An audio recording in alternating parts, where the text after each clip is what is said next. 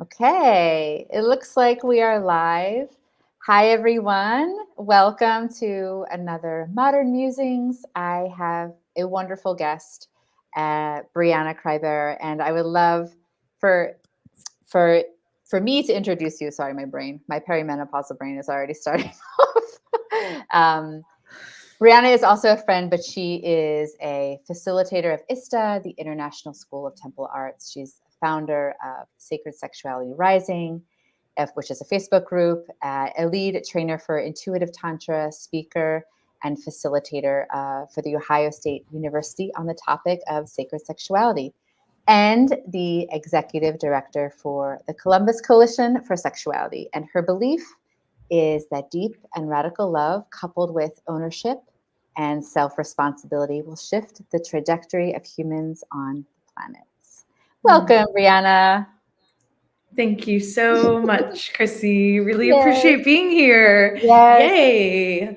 Yeah, thank you. And you actually were the muse for this topic because a few months ago you had written something on Facebook about your journey, perimenopause and menopause, and it really kind of stirred up something inside of me, which is this kind of desire to support women in their 30s and 40s, not only like from lifestyle changes and like, coming more feminine in their sexuality, but also this transition period from this kind of mother to some other gray area that kind of happens for women in their 30s, 40s, and 50s.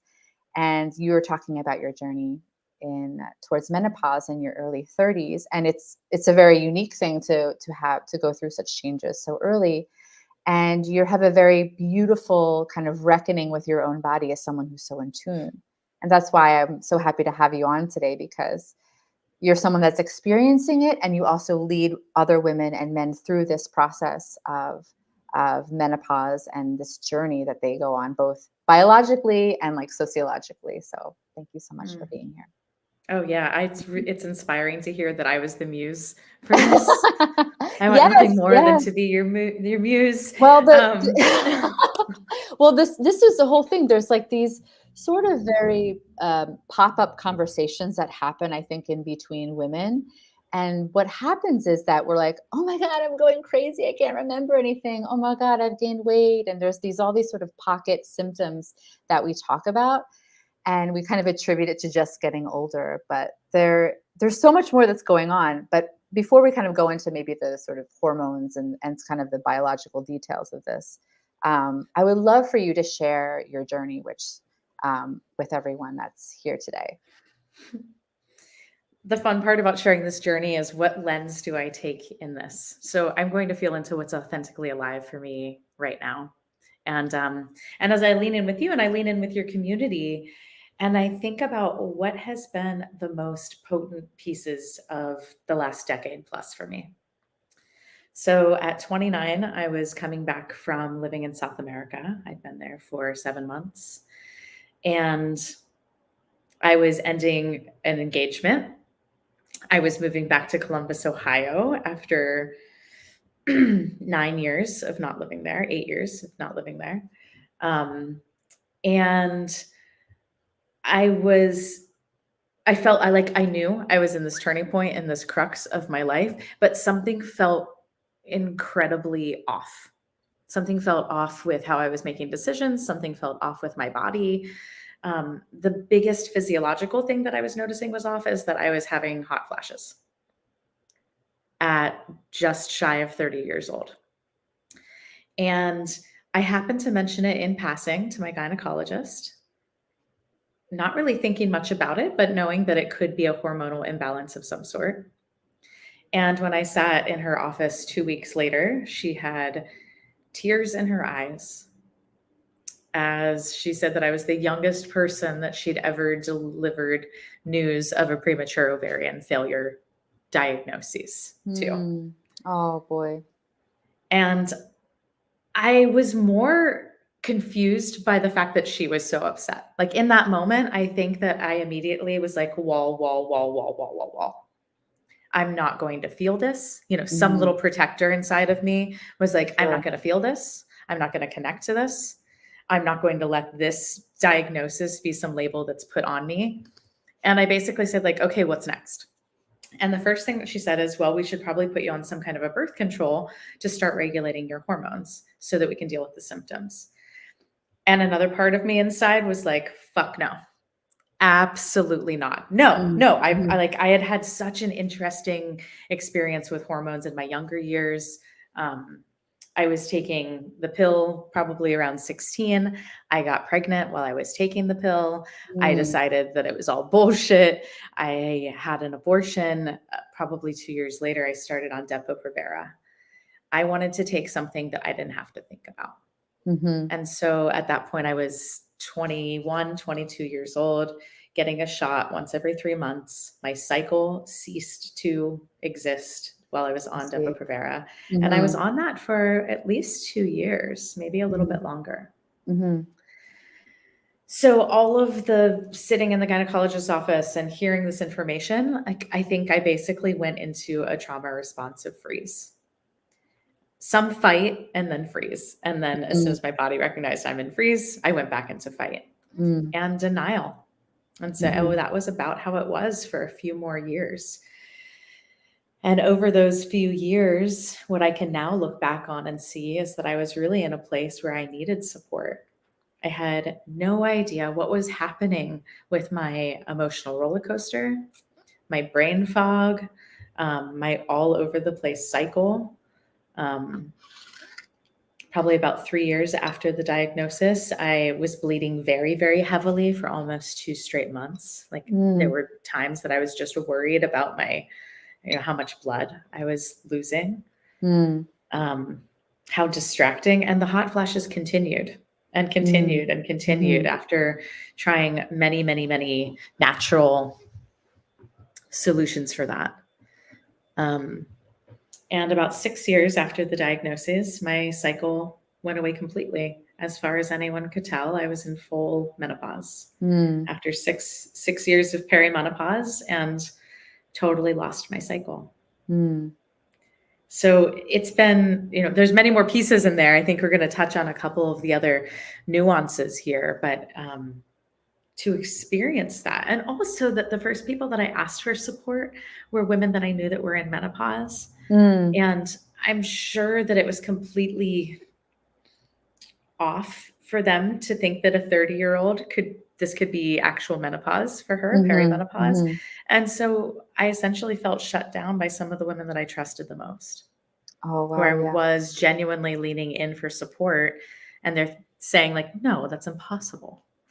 So whether it was from something caused by whatever, and we'll talk about some of the theories around why this happens earlier for some women than others. There was a lot of loneliness in it. And to start to recognize, the days that I thought that I was just losing my fucking mind, completely losing it. Yeah. And running a business and letting go of having children and, the pile on of the emotional pieces that went into all of this, none of which I felt ready for. Yeah. Such a premature diagnosis did not give you the option of having children. And that must have been really, really challenging. And I think, I'm sorry to cut you off, but we have such a complicated relationship to our menstrual cycle. And it's something that I think a lot of women just kind of it's just this thing you have to have. But then when you notice changes, maybe typically in your later 30s or 40s, then you're like, oh my God, there's going to be a world in which I'm not going to have this. And then panic kind of sets in, which is like, did I get to have the children? Did I wait too long? How have my options dwindled? What does it mean to be a woman? This fertility was always something that I thought I had, and it keeps me connected to my womanhood. And this kind of reorganization of this is a little destabilizing for me personally, at least. It's a time of great transformation, and transformation also means that there's a dissolving of identity in the process of that. And so there's a dissolving of the maiden, and there's a dissolving of the mother that occur during this phase. And I think that's one of the pieces that is not necessarily talked about. And so I can stay really committed to the maiden energy that I carry, the curiosity and the vibrancy. But the truth is, like, as my hormones were affected, I gained weight that was, weight used to just come off whenever I told it to, basically. And now it's in different places that don't make sense to my body. Yes. And Yeah. what do you mean you're on my face? Come on. Yes. Why would you be there? Go to the butt. Go to the butt. Yeah. Yeah. But there's so much of the emotional, there's so much that I have noticed that happens in the emotional body.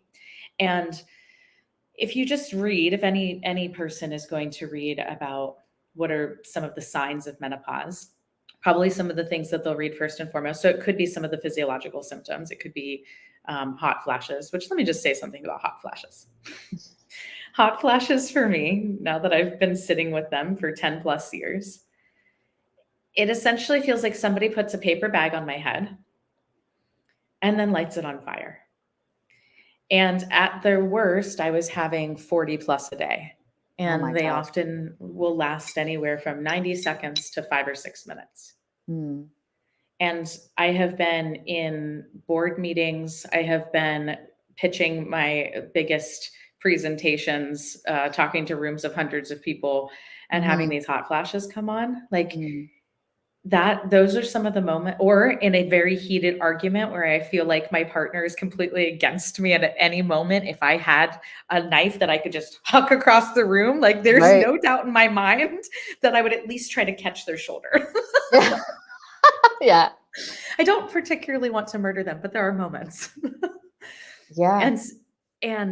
And so these hot flashes, like, sometimes it's easy to say, like, oh yeah, hot flashes are part of menopause. Like, but I don't know if the full comprehension of what that kind of a hot flash, like full fever, sometimes dizzy, have to rip off my clothes this very moment feeling. Like turtle sweater necks become a no for so many people after some, because you can't get them off quick enough, like everything that I wear is in layers. But it wasn't until I started taking hormone replacement therapy that I really got some reprieve. And given my experience with birth control in my 20s, I was such a no to taking hormone replacement therapy. Yeah.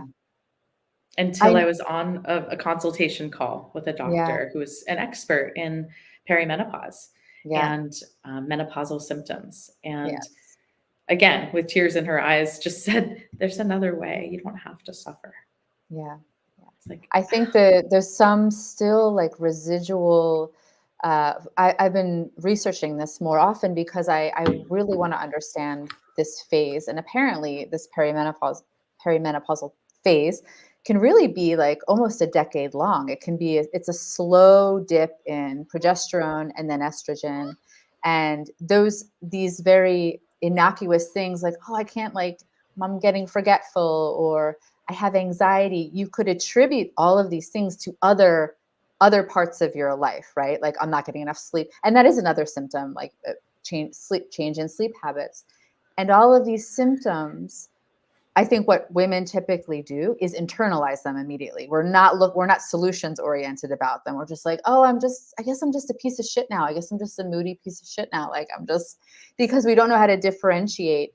Because I guess one of the things is that we are very used to having our hormone spikes and that changing our mood and changing the way that we are feeling about ourselves because of our periods. So then when they kind of get exacerbated, we just attribute that, like, oh, that's just also part of this process of just being a woman.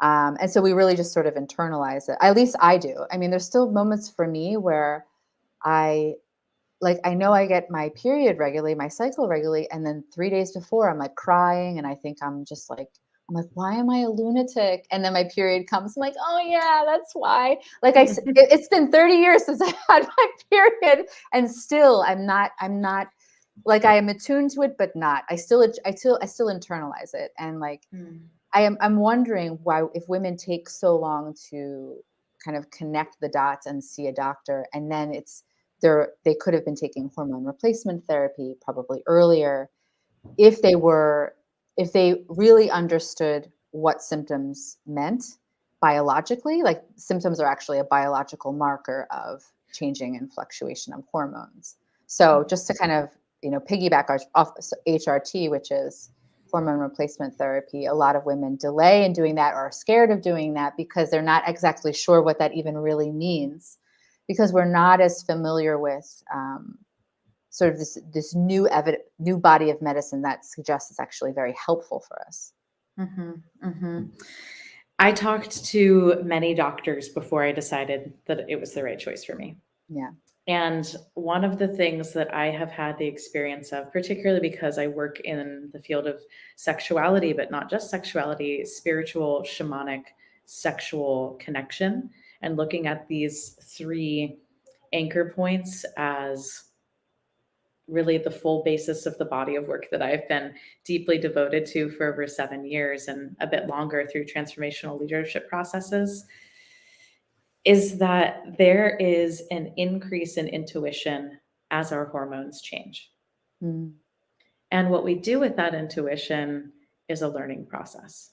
And I think that each woman that I've worked with, or each partner of a woman that I've worked with, whether it's around PMS or the change in libido during perimenopause, as our hormones shift and change, there's messages that are arriving for us. And so I think that really taking time to figure out what are the messages that are coming to me and how am I going to use them, that's going to look so different for every woman. One of the things that really fascinated me is that my desire to have sex came from a different place. There was no longer this surge of like biological clock is ticking. Like I would often have right around when I was ovulating, like I could feel the energy come through me.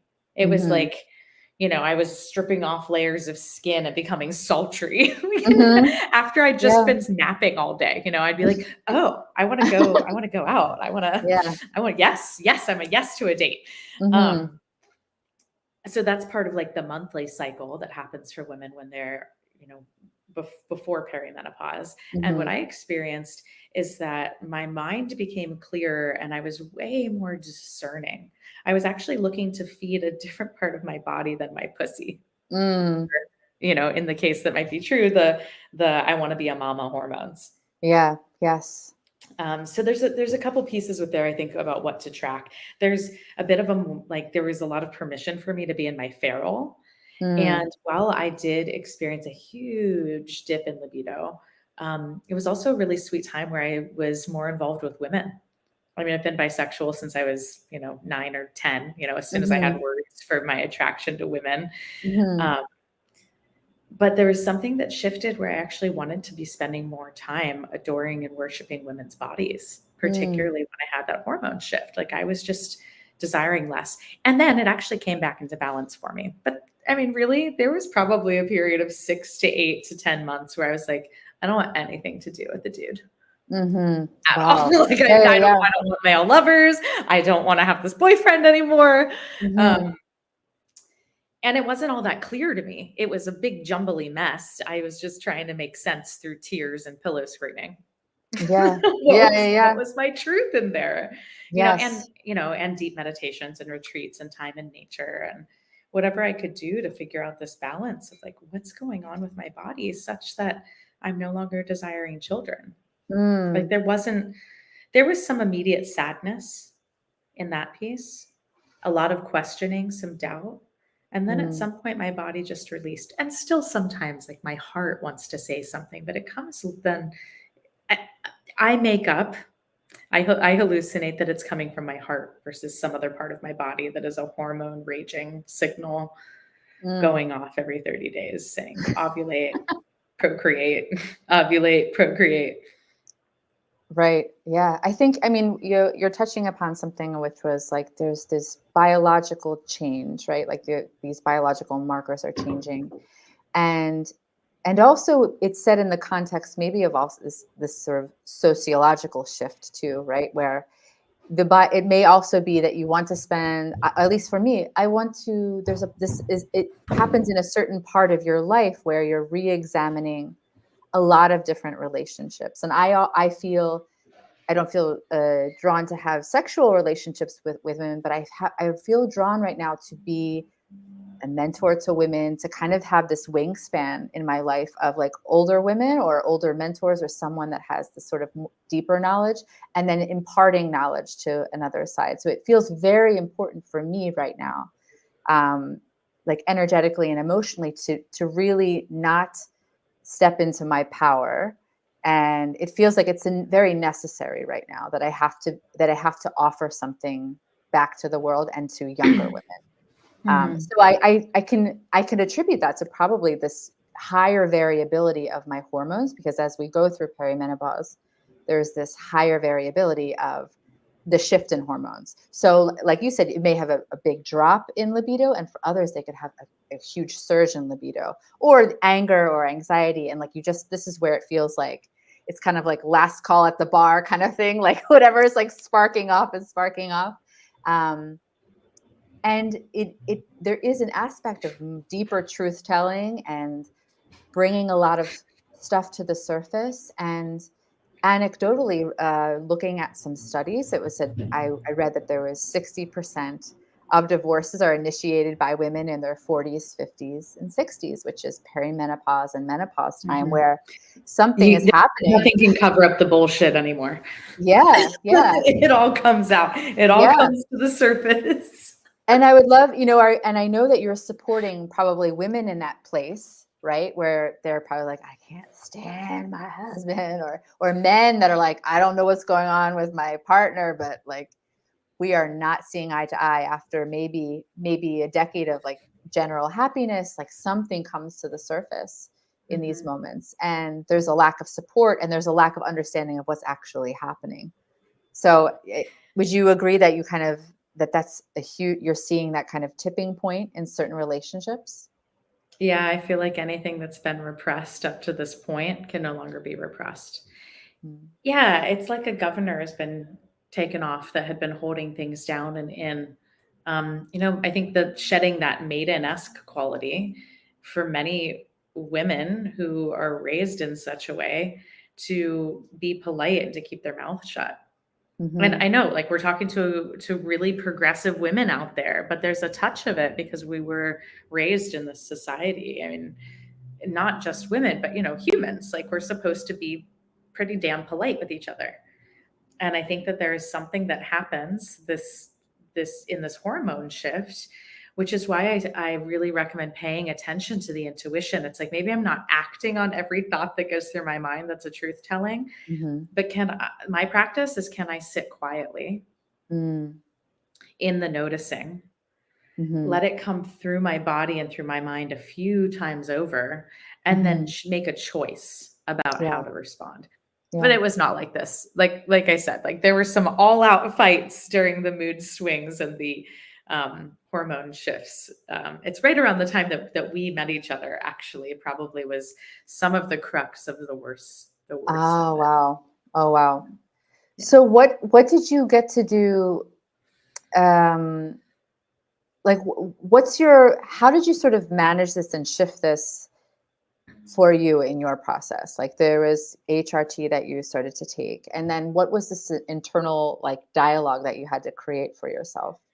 A big part of it was emotional currency, like keeping myself emotionally current, finding the spaces where I could speak my truth, recognizing that the places that I used to fit into, I wouldn't fit into those places and spaces and with those people necessarily in the same way anymore.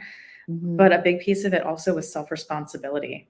Just because I thought something and really believed it to be true, and my righteousness was coming in with a parade behind her, doesn't mean that was going to keep me in the place of leadership that I care about being in the world.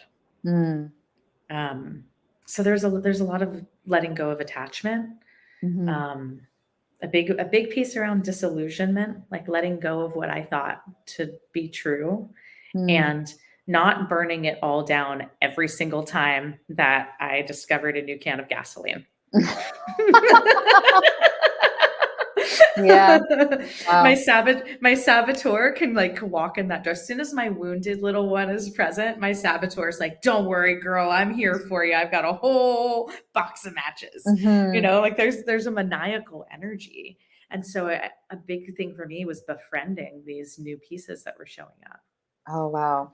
Yeah. Really, I mean, softening and surrender definitely became the words, because I'm already pretty fiery. Yes. Yeah. Yeah. And I already have a hard time keeping my mouth shut. And that was like from the day I was born. Hmm. So it, I'm learning, and I learn a lot. I've learned a lot the hard way, but I think having spaces and places to put this energy has been one of the most important things for me. Mm, So, I mean, that means in support groups, working with coaches, working with therapists, doing transformational workshops, all of that, but actually also then having my own self regimen for care. hmm. Because I have so much fire, one of the places that I really find peace is floating in water. Mm, Not just being in water, exercising in water, but floating in water mm, and coming into so much quiet. mm, It has often felt like the only place that I can find peace and stillness. mm. That's beautiful. I can resonate with some of that, with this feeling of that something's coming into focus, and there's a shift, and I need to tend to myself very, very gently. Like I need to really prioritize.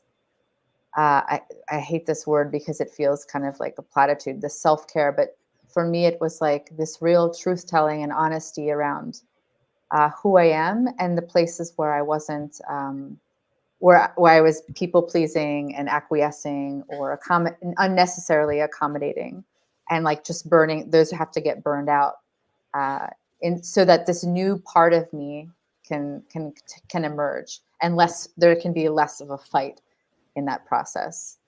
Um, but it's really helpful for me that I know that I'm not going crazy. I know it's really helpful that I'm not going crazy. And I think this is the problem, which was like we think we're going crazy. Um, but there's a biological this is a biological marker. These changes are drops in progesterone and estrogen, and these are the markers of. It's not just actually it's not like just a reproductive challenge, it's a brain challenge. So this idea of anxiety, of anger, of what brain fog, these are symptoms of the brain not getting the right kind of glucose, because in their 40s it starts to shift. And so as the estrogen drops, I think I'm not a, don't quote me on this, but something happens with the way that we metabolize glucose in our brain. And then we were like, why am I stupid and crazy? I'm stupid and crazy. I'm both of these things. I'm out of control. Like I have no idea like why I'm turning on myself. And learning about this. And I would really highly recommend a podcast if people really want to know and feel like much more empowered in this journey, which I would recommend anything by Sarah Gottfried, and I'll post this later. But she has a great podcast, and she talks about this hormonal shift, that that you really want to actually take this as a serious like a serious sign to invest in your hormone health. Because if you it is there is a suggestion that this brain fog and this drop in this change in the way that your brain is like what is it, I can't remember the word, but it's it's really necessary to kind of mark that, because it's also an indicator of Alzheimer's. So nutrition starts to become really important. Checking your hormones becomes really important. If you're still young, if you're still younger than perimenopause, like if you're 30 and you haven't seen that many changes, get your hormones checked now, so you at least have a baseline of what is shifting. And Mm-hmm. to go back to kind of what you said, when you were going through this, most women don't have any markers of their hormone health until something's wrong, right? Mm-hmm. And I'm not sure, maybe you could track any difference, but it's so helpful when you can track differences in your hormones as you're aging, Mm-hmm. so that you can Mm-hmm. actually see what the baseline originally was.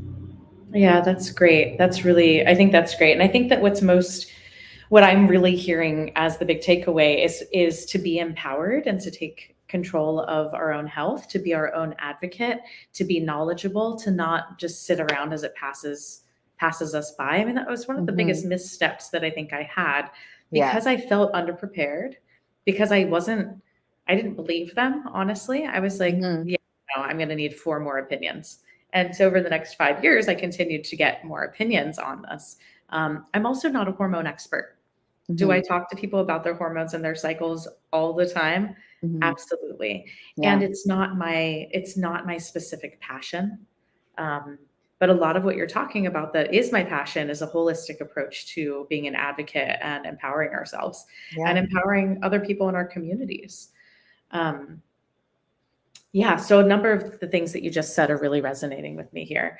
And I didn't have a tracker for what my hormone levels were before. I was 29. Like, I had Yeah. not thought at all Mm-hmm. to have my hormones checked. And some people do, for a number of reasons, they start getting their hormones monitored when they're younger, usually because there's fear that there's a complication of some sort. But the rest of us are just going on through our lives, assuming that things are pretty much normal. So Mm-hmm. that's the piece that I do want to say is one of the best pieces of advice that I got was to talk to somebody who specializes in hormones for women and cycles, to Mm-hmm. read those results back to you and not maybe like a common Yeah. normal doctor, right? So Yeah. like Yeah. definitely going to somebody that is going to look at this with you, because normal range doesn't mean anything. No. Normal It's range for you is like if there's no baseline, then there's because endocrine health is extremely personalized. Yeah, exactly. And I think like what I more of the data that I'm watching, and I'm not a hormone expert, of course, but like I'm really surprised when you're listening to experts, they're really thinking like this hormone health is kind of like this it's this all-encompassing body. So when then the hormones shift, it really shifts everything: digestion, again, brain health. Like there's a lot of secondary shifts that sort of happen, like and a lot of cortisol shifts. Like so, there's like this. It's kind of the grand dam of like the of your health, and when that tweaks, a lot of other things tweak. So I would Mhm. say talking to an endocrinologist and that is specializes in women's health, you're probably going to get the more holistic answers to some of your questions. So you're like, would that explain why I can't like remember words anymore? And they're like, yeah, because your brain is connected to you. And you're like, oh my God, all of this makes sense. Yeah. And I felt like for me, it really, uh, being able to talk to women about this and laugh about it too has also been really, really helpful. Like it's not a place of, it's a place of like, oh fuck, like, I can feel like my body change and like I'm, like you're saying, like noticing like fat and how my body looks different and jowls.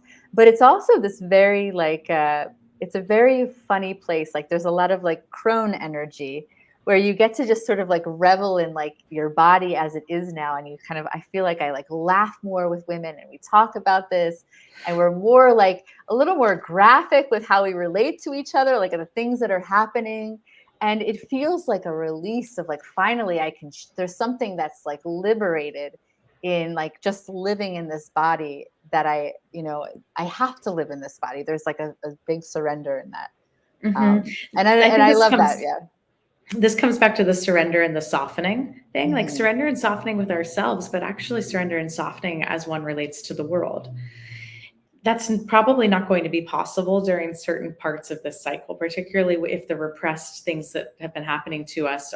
Well, when anything's been repressed, it's not going to come back up softly. Hmm. So, I'd say give it the time and energy, let it show its colors, see what you can learn from this process, and then start to embrace the softening. I mean, Hmm. softening and surrendering just into my hot flashes alone Hmm. taught me so much about how to sit in the discomfort and to not be in a judgment space of it or to not need to fix it. In Hmm. some ways, it gave me greater access to my feminine, like the Hmm. feminine in me that needed to have a voice Hmm. where I had not been examining that before. I mean, I lived most of my life moving from the masculine in school, in career, in community, as a teacher, as a leader. And the ways that I have allowed, sometimes unwittingly or begrudgingly, to be penetrated, like in my heart, Mm, to mm, like break down the walls and the barriers, to really let myself fall apart. That's when I was able to step out of the cycle of feeling like I was insane. And mm, so I think in so many ways, this perimenopausal journey has taught me to connect even more to my vulnerability. And mm, it seems totally counterintuitive. I think that's one of the pieces that comes up a lot. mm, And for heteronormative couples, if we're looking at a man and a woman who are in relationship, and let's say they're in their mid 40s to mid 50s, there is something that begins to shift because women are losing estrogen and men are getting more. yeah. And so there's a softening that's happening on one side, maybe a hardening that's happening on the other way, but it doesn't have to be that way. Mm, And so for so many of the couples that I work with, that's often where we're really looking at what the conversation is. Like, got it. mm. You think she's being crazy. Let's call it being different than who you've known her to be before. And then we're holding a space like anything else. Anything else? Is there anything else that needs sun? What's another truth that's coming into your world right now? Mhm, And so it's often what we're hearing from the woman. And from the man, it's like, I actually need to be held right now. I need to feel mm, vulnerable. Like, can mhm. we meet each other in this interesting dance of transitions of hormones?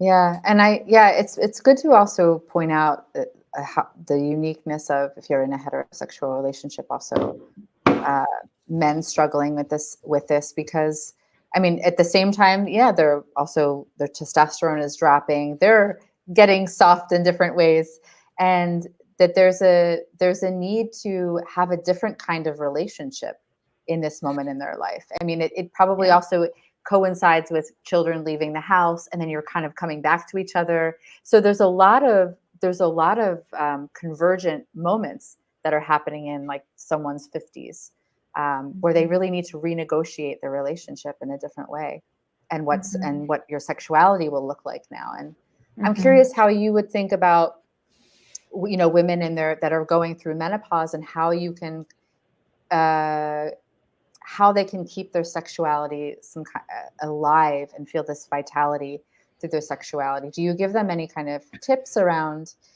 Are there any practical tips? Are there any energetic tips that you can give them?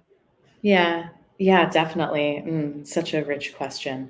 There's a number of different pieces, I think, with this. One thing that I want to say is that, yes, it might start in the 50s, but I don't think that's where it ends. I think this is a conversation that from that time in our lives continues to go on for the rest of our lives. Mm-hmm. Because as we're meeting new partners, or as we're continuing to reconnect in the relationship that we've chosen, or we're really committed to being in relationship with ourselves first and foremost, Mm-hmm. which I think is another big shift, is the independence in a way that isn't pushing against something else, but it's actually a deeper commitment to self. Mm-hmm. That's one piece that I've seen a lot of women grow through in their 50s plus. Yeah. Um, yeah, so some of the tangible pieces. One is to have a self-pleasure practice, not a self-pleasure, I'm getting it right every single time, or it's goal oriented, but actually a Mm-hmm. practice in how can I touch and love this body, even creating it in a meditative way. So I love Mm-hmm. talking about self-pleasure. It's one of my it's one of the foundational pieces. The Yeah. second one is emotional currency. So getting current with our own emotional experiences. That can be done. That can be done in so many ways. Again, coaches, therapists, emotional release workshops, but starting to bring some familiarity into the self. It's an act of self responsibility. It's an act of loving ourselves, I believe, to really Mm-hmm. to like give ourselves the time to break out of the judgment, to Mm-hmm. identify like where have I been tearing myself down and sabotaging myself, Mm-hmm. and when I just needed to be heard. Some part Yeah. of me just needed to be heard that had been shut down. So those Mm-hmm. are a lot of the key pivotal moments that I would say. The other one is keep yourself juicy. And I think that self-pleasure is a part of that, but also for each person, it'll be different. For each woman, it'll be different. What are the places and the ways in which you feel juicy, stepping out of your comfort zone?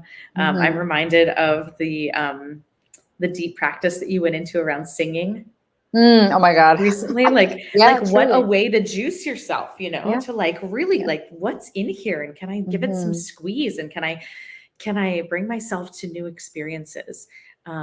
the opposite end of that is seeing a lot of women who just stop. They just give up. They give up when the libido tanks for a couple of years. They give up on sex forever. Yeah. Yeah. And so it's actually like, I mean, I have done self pleasure again could be just touching my skin every millimeter, slowly taking time with myself. It also could be, you know, really getting in with my genitals and working on physical arousal, finding a lube that you love.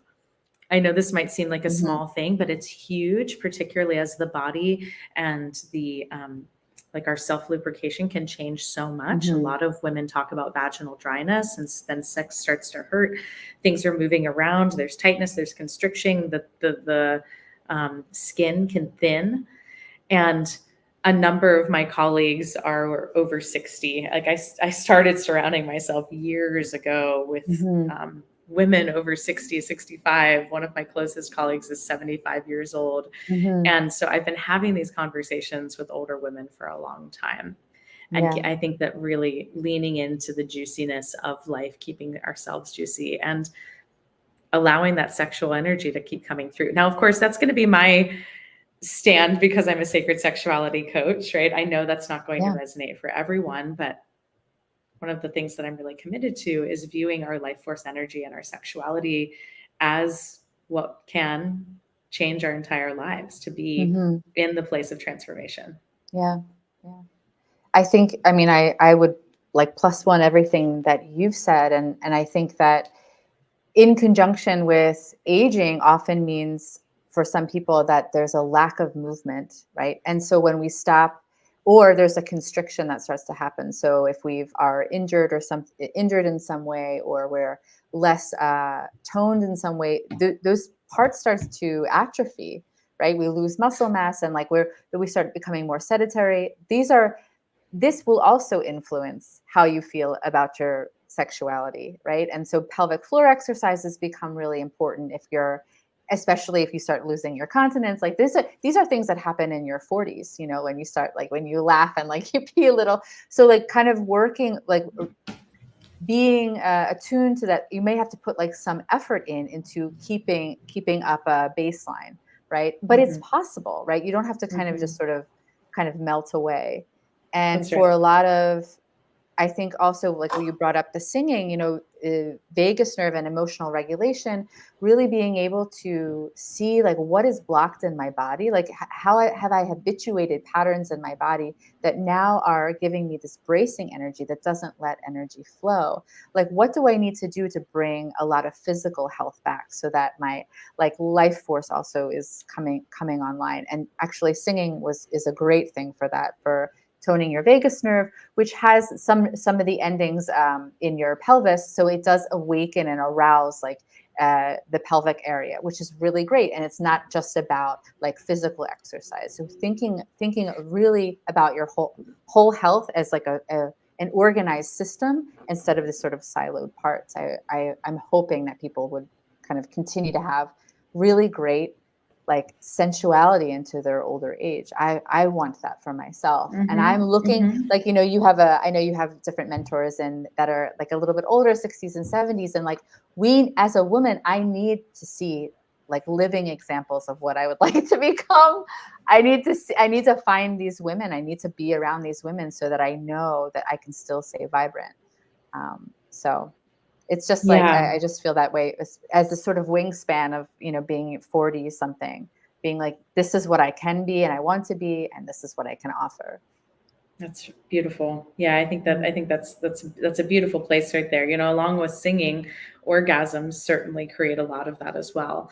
And not just the ways that we might think about orgasms. So I think, again, this is being our own advocate. Like, what is it like to train your body how to have full body orgasms? Yes. To drop into a place where I can be both in grief or rage and pleasure. So there's a lot of I think there's a lot of new training that is available to ourselves in our own bodies around what does it mean for me to be orgasmic. Through one of the theories of Tantra that I've studied, there's 7 orgasms in the female body, and they're not even talking about energetic orgasms, full body orgasms, or heartgasms, which are some of my deepest places to be in surrender to. But the softening, the surrendering, like so much of this feels like it is a place that I've resisted for a long time. So for just if this is coming, if this is bringing up resistance in anyone's body that's watching this, welcome.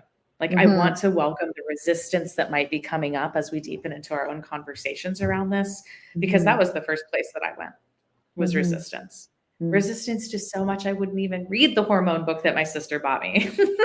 Yeah. And Yeah. she had gone through a lot of the same journey. But I was so connected to what the resistance was. So I want to name that, because not everyone's going to be like, sure, softening and surrendering, that sounds great. Yeah. Like Yeah. particularly if you're in the perimenopausal rage and anxiety, it might sound awful. Yeah. And so I'm welcoming that, you know, from anyone who's listening to this. It's okay for it to feel like shit. Yeah.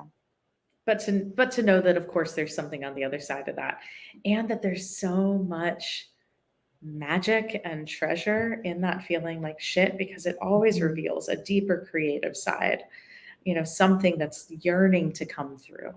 If we can make it to the other side of that valley. Yeah. Yeah, I think that this could be a beautiful opportunity for education. Like I've spent the last 4 or 5 years, even the last few years, like being much more interested in my health as I'm feeling it shifting. And so it can be a way of not just staving off illness or injury, but this a new awakening on my body. And that's what it's feeling like for me as a woman. I'm like, I'm in my prime in more ways than one. And Yeah, it you feels are. great. But for myself, it really feels like I'm equipped with knowledge, capacity, I'm resourced. Like I know how to take care of myself now, because I've done many emotional regulation courses. I have like nervous system awareness, polyvagal theory, like all of this stuff that I'm filling my brain is not to like just sit in my brain, it's to actualize it. And this has been a really exciting time for me as a woman. And it's challenging too. Like I'm really like, there's the paradox of holding both. Yeah. Thank you so much for sharing these pieces around your own journey as well. I appreciate that you're wanting to bring this topic into the forefront for women to really look at and to be in conversation about. Yeah. Yeah. So I think one of the last pieces I was saying is find a lube you love. So I really want to make sure if there's one takeaway, like just one takeaway. Yeah. Find a lube you love. But it's actually, I think it's a remembering how to love. The more connection to nature, the more connection to our truth, the more connection to who we are, and to have a willingness to be surprised in the journey. Be surprised, try new things, bring yourself out, do all the things that you've always wanted to do. Yes, in the rage, you know, in the pain, in the whatever might be coming through. Yeah. Can we still find pleasure somewhere, like connecting to it? It's going to look different. Inevitably, it's going to look different. That workout that we used to want to do, we're not going to want to do anymore. The one that kept us so fit. So tight. Yeah. So tight. No. Now it just makes my knees hurt. I know, my knees, my joints. Oh God. I mean, and that's part of it too. That is part of the hormonal thing. Everything is connected to that. Yeah. So I hope this doesn't feel too much or overwhelming at all. You know, the intention really is to get these conversations going, and it's taken me 10 years, one step at a time. Again, like queen of resistance, and trying to set the house on fire while I write the memoir. Is this where we started this?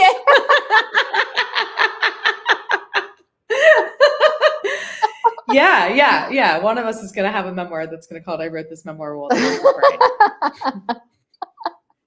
Oh, Briana, I'm so grateful. I'm so grateful for this conversation. So the lube, I would say, as soon as you can, get whatever biomarkers that you can around hormones. Like find the person that's gonna like is the endocrinologist or the hormonal specialist that's going to be like, yeah, this is a holistic problem. This is not just a reproductive problem. You know, like this is like that they really get that and they're on your side.